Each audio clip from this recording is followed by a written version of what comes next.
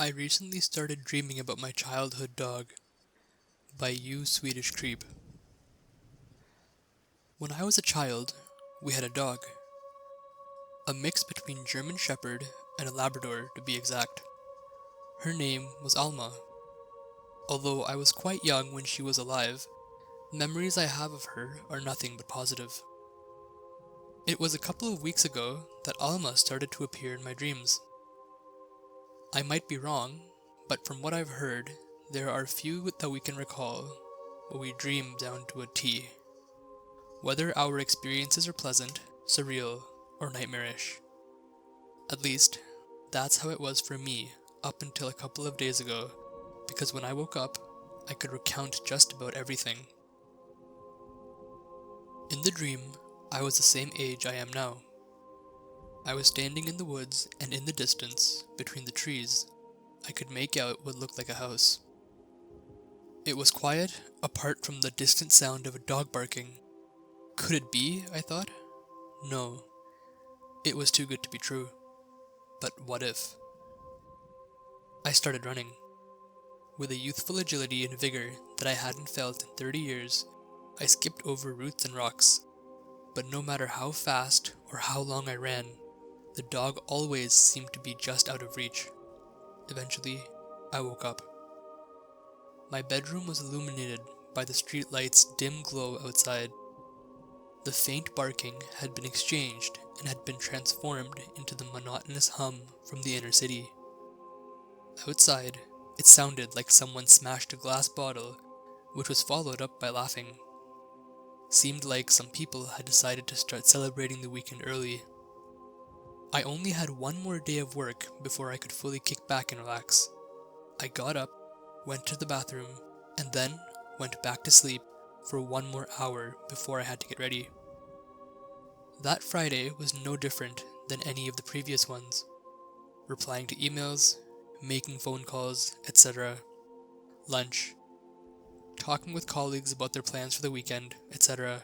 The memory of the previous night's dream gradually drifted away throughout the day, finishing up projects at work. After work, I went out with some coworkers, had a couple of drinks, and then went home at around midnight. I had all but forgotten about the dream, until I found myself in it again. Once more, I found myself in those familiar woods, only something was different this time around. Apart from it being nighttime, I could now make out the contour of a dog among the trees. The faint light of the moon broke through the canopy, reflecting in the creature's short, black fur. It was moving away from me, and as it started to blend in with the wilderness, the barking picked up. It sounded playful, as if it wanted to show me something. I started running while calling out, but the same thing happened again. I just couldn't keep up, and as soon as it disappeared, I woke up. Yet again, I was greeted by the ambience of the cityscape. I'm not sure if it was because of something I ate, or the dream I just had, but I had a strange feeling in my stomach. I ended up making myself some chamomile tea. 30 minutes later, I managed to go back to sleep. The following days were uneventful. Even though I managed to suppress my most recent dream as well, I still found them strange and oddly specific. But it was after the third one that I actually started to become concerned. I had been working late and didn't get home until 9 p.m. After chatting to one of my neighbors, I unlocked my door and entered my apartment. Since I was tired and therefore had no inspiration to cook anything fancy, I ended up heating up a frozen dinner. It didn't taste like much, but it would have to do. Afterwards, I sat and watched TV before I ended up dozing off. It didn't take long before I yet again entered my dream state. Before me stood a large house in a clearing surrounded by vast and deep woods. I soon realized who the house belonged to. I hadn't seen it since I was very young, but it was without a doubt my childhood home. The exterior painted in red corners and white, with dark roof tiles. My dad's old pickup truck stood parked on the gravel driveway just outside our garage. No lights were on, so I figured that either everyone was asleep or that they had gone somewhere on foot. There was quite a distance between our house and the closest neighbor, and at times you ended up feeling quite isolated. I was about to move closer when I heard something. A dog's bark, identical to the ones I've heard previously. I could tell that it was coming from behind the house. My old room was in that direction, and my window faced the woods. As soon as I rounded the corner, I spotted something at the forest edge. Beneath the star-filled sky, in front of the densely packed rows of pine trees, I could barely make out the shape of a shadowy figure. There was no mistaking it. Positioned in front of me was none other than Alma. I felt a jolt of happiness. As I already told you, I was very young last time I saw her. I was told that she had ran away and was never seen again. But here she was. Even though she was the creature of my imagination, I was overjoyed seeing my four-legged friend again. I started drifting closer, but as soon as I was able to see her more clearly, I stopped. Something felt off, and it didn't take long for me to understand what the glaring issue was. Her black fur, the white teeth, and heaving tongue were nothing out of the ordinary. However, the more I focused on her eyes, the more they changed. Gone was the playfulness and her inquisitive nature. I distinctly recalled that they were hazel brown, but now they were blue and cold as ice. They radiated a sort of hunger, a sort of emotionless, and yet calculated intellect, rudimentary and bloodthirsty. There are animals that I can think of that could give you that sort of look. But this was something more than just animalistic instincts. Something more than just a predator. Before I could take another step, I woke up. The next day, during lunch break, I snuck away to get some privacy. Once I knew the coast was clear and I would not be bothered by anyone, I started looking up sites that delved into dream interpretation. Not too surprisingly, there were many theories regarding what the dog could symbolize: intuition, loyalty, generosity, and allegiance. But then, I found an article regarding what it meant to dream about your own dog. According to the author, something, or someone, was missing in my life. But it could always mean that I should relax more and take a step back. At the time, it made perfect sense. Work had been very stressful as of late, and I had just recently moved to my new flat. That said, I couldn't help but feel somewhat weirded out by my most recent dream. My parents always spoke fondly of Alma, how she was a guardian, a protective and loyal member of our family. Before I went home from work, I decided to have a word with my boss to see if I could use some vacation days to take care of some personal things. We've always been on good terms, so for her, it was no problem. I had decided that 3 days would be enough to recharge my batteries and get back on track. I ended up spending most of my free time unpacking boxes and fixing things at home. But I also managed to squeeze in a visit at my friend's coastal house. The weather was great, and the breeze was cool, the rays of the sun glimmering on the ocean's deep blue surface. We had a small barbecue and a couple of beers while discussing everything from work to failed relationships. The hours just flew by, and before I knew it, the sun had started to go down. However, instead of taking the bus home, we decided that I would crash on his couch and head back to my place the next day. I slept like a baby and didn't dream anything that night, or the next. It was honestly a relief, but on the night leading up to work, it happened again. I found myself in my old room looking out the window. It was nighttime, and everything looked similar to how I remembered it. On the walls were posters of Transformers, Masters of the Universe, and other iconic franchises of the 80s and 90s. Every toy and action figure were lined up perfectly next to each other, both on the bottom and upper shelves. My old Atari 800 that my older brother Tom had gifted me after he moved out was connected to an old-fashioned tube TV that sat on a rickety TV bench that my dad had built. Last but not least, there was a desk cluttered with crayons, paintbrushes, as well as piles upon piles of sketchbooks containing my so-called masterpieces. The aforementioned window was situated just above the desk, and I would often look out for inspiration. Now and then, the nightly breeze would make the blinds move gently. I studied the outside more closely. Our lawn had just been mowed, and I couldn't see anything beyond the tree line. All was black and quiet, but soon enough, the silence was broken. I had, for obvious reasons, expected to hear the same thing I've heard in previous dreams. At least, sooner or later. However, this was different. It was a gentle, scratching noise, like claws scraping against wood. I felt unease fill me, and so I naturally backed away towards my bed. Once there, I sat down and pulled up my legs. I glanced at my action figures, almost as if begging for them to come to my aid.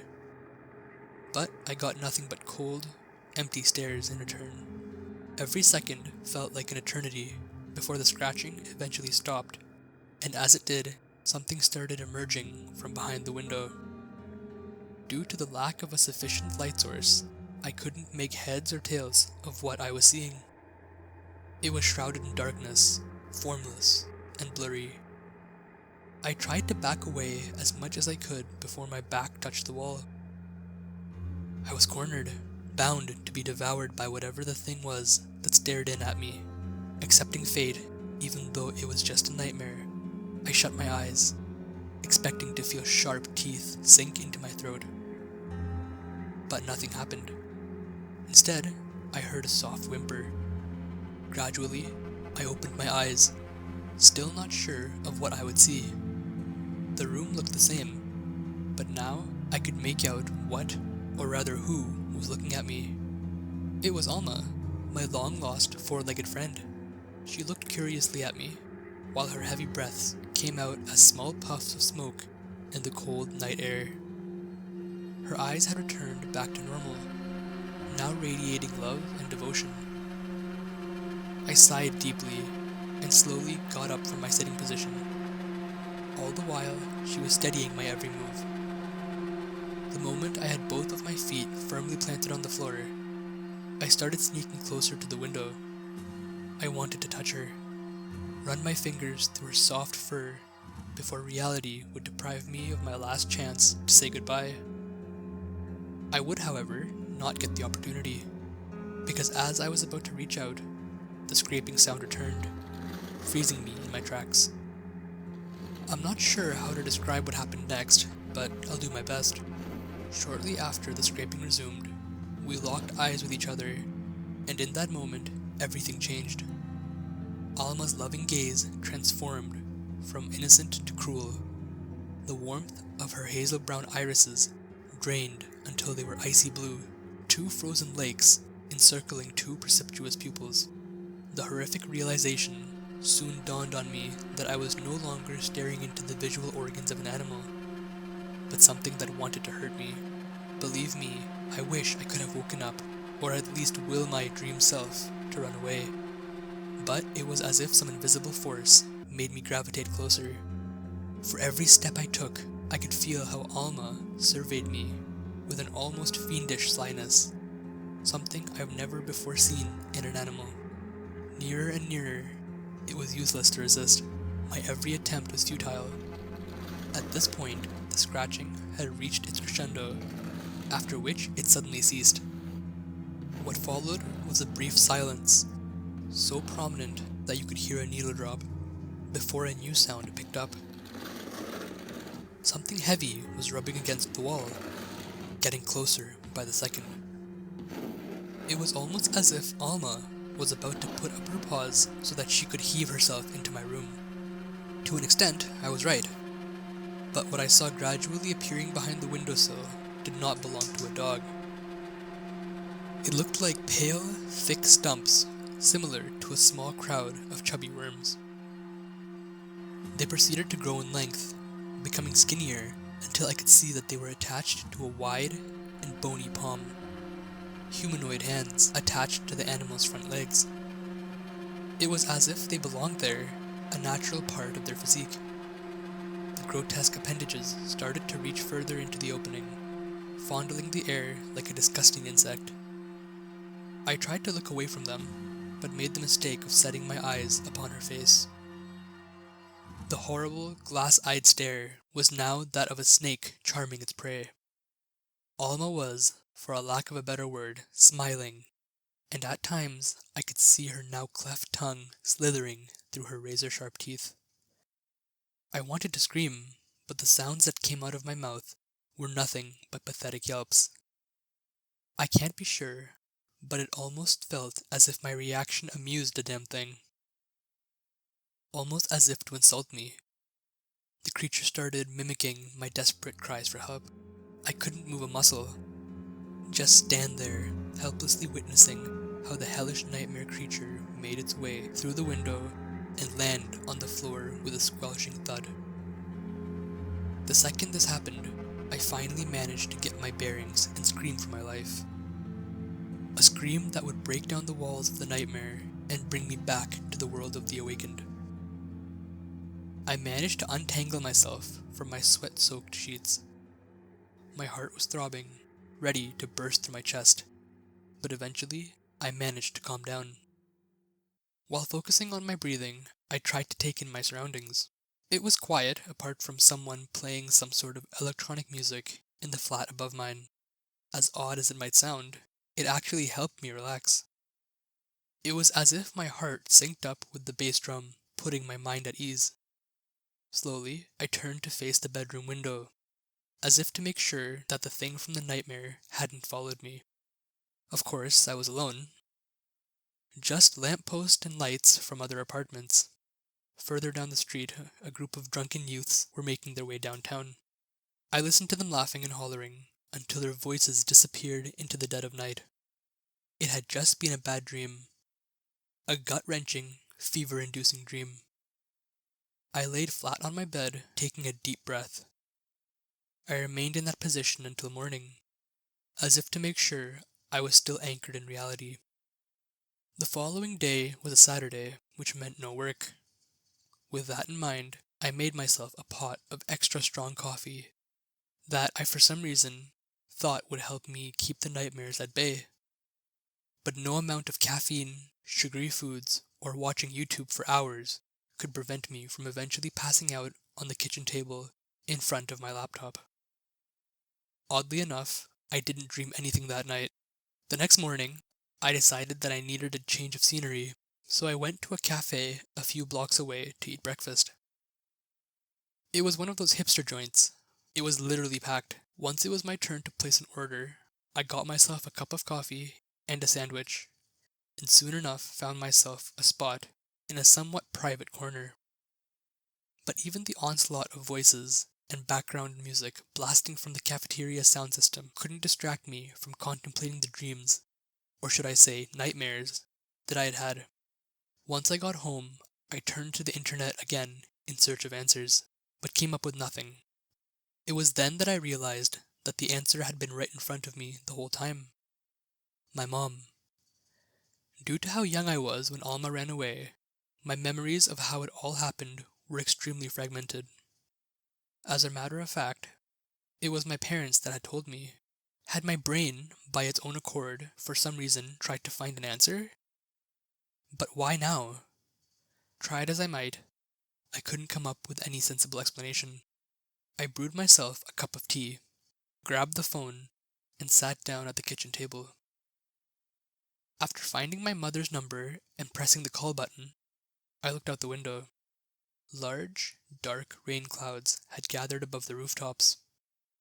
There was something threatening about them, almost as if they carried more than just rain. A premonition? A warning of some kind? My train of thought got interrupted the second I heard my mother's voice on the other end. If it isn't the prodigal son. Hi, sweetie. Haven't heard from you in a while. How are you?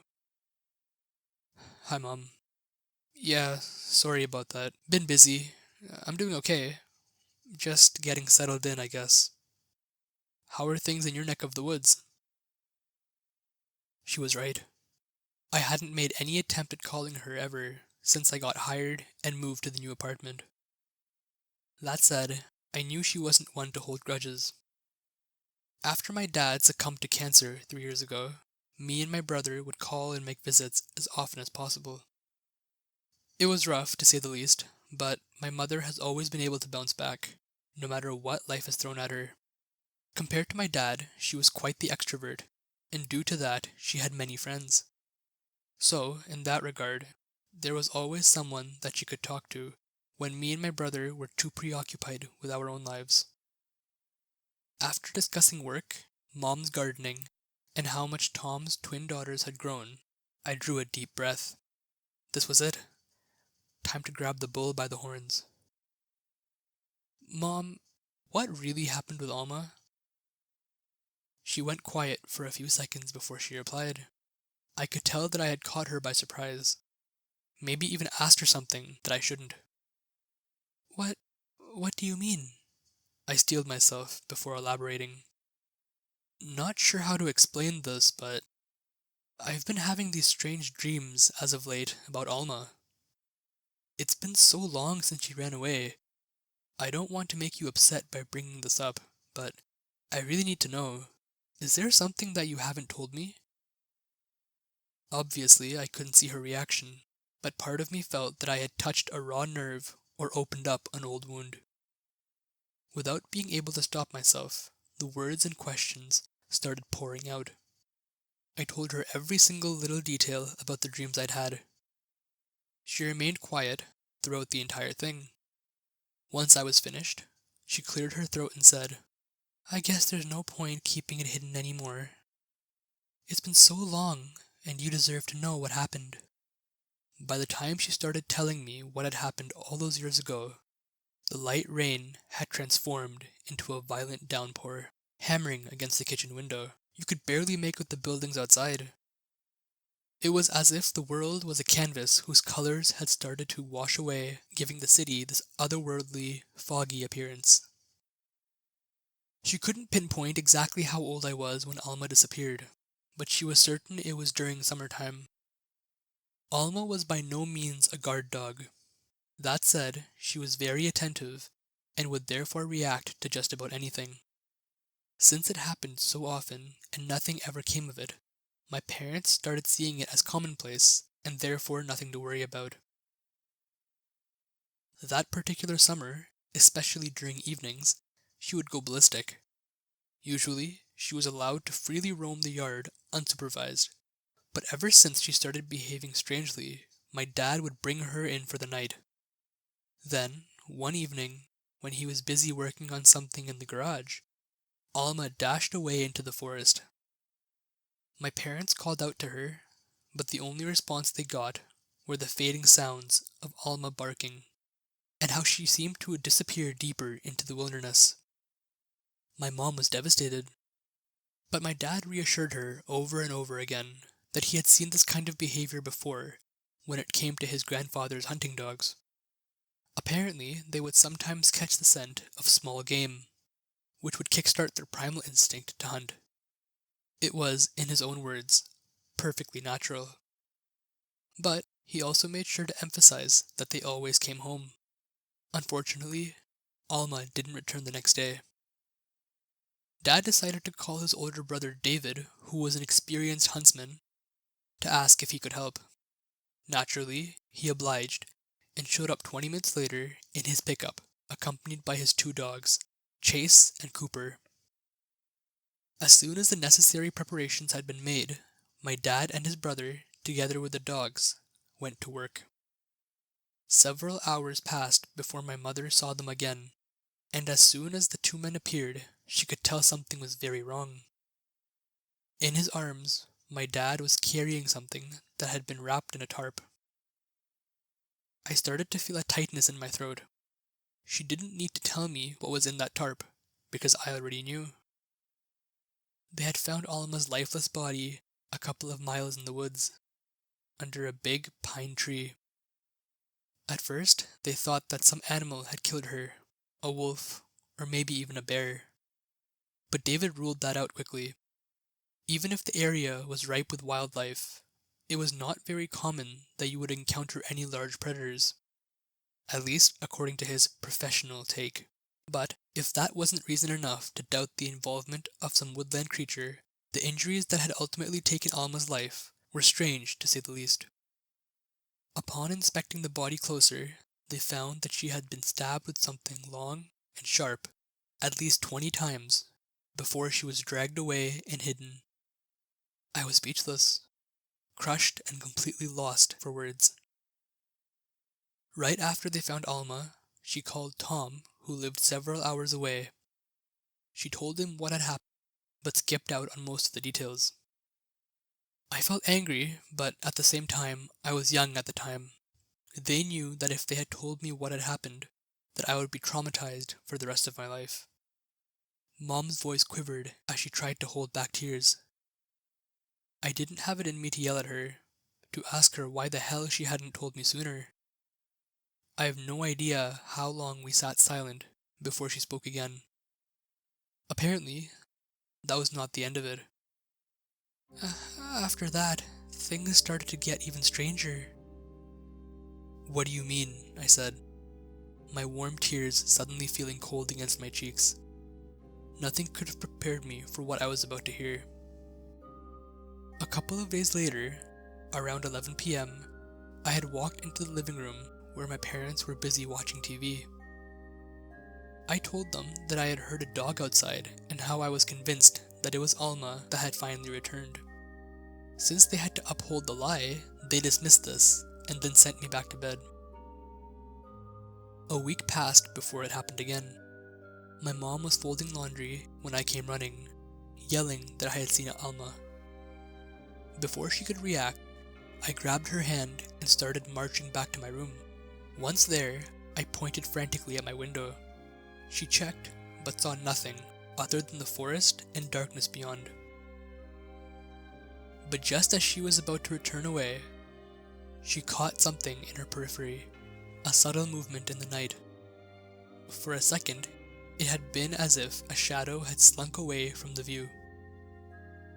It was impossible to tell what it could have been, but at the time she chalked it up to a curious animal. Roughly 4 days passed until the third incident, one that, judging from her voice, had really scared her. It started off as any other day. It was a Saturday. Dad was, as usual, busy working in the garage, while Mom was in the living room relaxing and reading a book. I had some friends over, but since it was raining outside, we ended up just playing computer games. Before I could ask, she told me that the police had already been there to investigate the crime scene. They didn't find anything, but considering it was just an animal, they didn't really seem to care. One of the cops even said that it was probably just an animal, but none of my parents bought that explanation. Whatever was responsible for killing Alma, they prayed that it had moved on. At 6 p.m., Dad drove home my friends, and when he returned, we had dinner. After the dishes were taken care of, we watched a movie, and once the credits started to roll, it was time for bed. Around midnight, I woke up my parents. At first, they thought I couldn't sleep, but as soon as I started talking, a chill ran down my mom's spine. She suddenly went quiet, and for a brief moment, all I could hear were her breaths. I tried to remain calm as I didn't want to stress her, but sooner or later, I couldn't keep my mouth shut. "What did I say to you?" You said that Alma had called for you again." My mom's voice was shaking. She paused. "You said that she was scratching the wall just beneath your window, as if she wanted you to let her in." It felt like 1,000 needles all at once pricked my skin. Then and there, I almost dropped the phone while trying to contain the fear I felt. While she might have felt relieved, being able to reveal the dark secrets she had held within for so many years, I felt nothing but absolute terror. She had grabbed me while my dad went to investigate.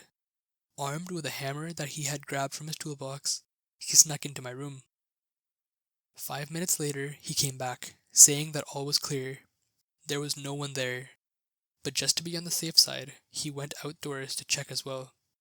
Nothing. Not a single sign of anyone or anything.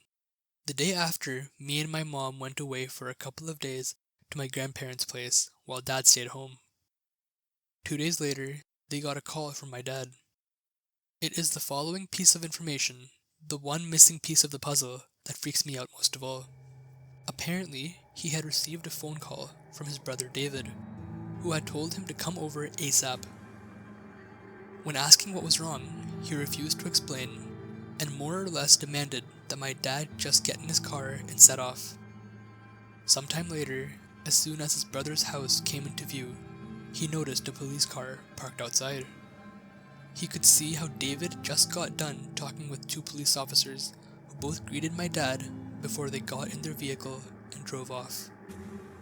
Once they were gone, David recounted everything he had just told the police.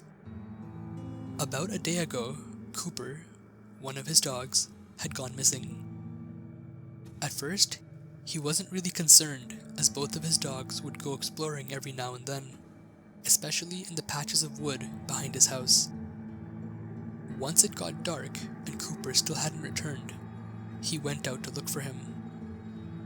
Oddly enough, and even with the help of Chase, he didn't find anything. Eventually, he gave up and decided to resume the search the next day. It was around 3 a.m. that he woke up to what sounded like a dog barking out back. Since he was quite delirious, but also a bit drunk, he wasn't sure whether or not he was dreaming. He was about to pass out again when he was disturbed by something else. A scratching. This bolted him awake. It had been very brief, but it had without a doubt come from the direction of his bedroom window. He got up and glanced outside, but saw nothing. Still, he decided to get dressed and head out, but not before bringing a flashlight as well as one of his hunting rifles. Once he stepped outside, he started calling out for Cooper. It was dark and cloudy. The only sound present was the chilly breeze blowing through the trees. Other than that, it was as quiet as the grave. He started making his way towards where he had heard the barking. At the exact moment he rounded the corner, he saw something at the very edge of the tree line. It stood on all fours, but it was no dog, no animal, not even a creature or anything paranormal. It was a naked man. His appearance was wild and unkempt. Long hair, full beard, and long, almost claw-like nails. In one of his hands, he clutched what appeared to be a long, knife-looking object that was coated with a dark, brown-reddish substance. He couldn't recall how long they had stared at one another.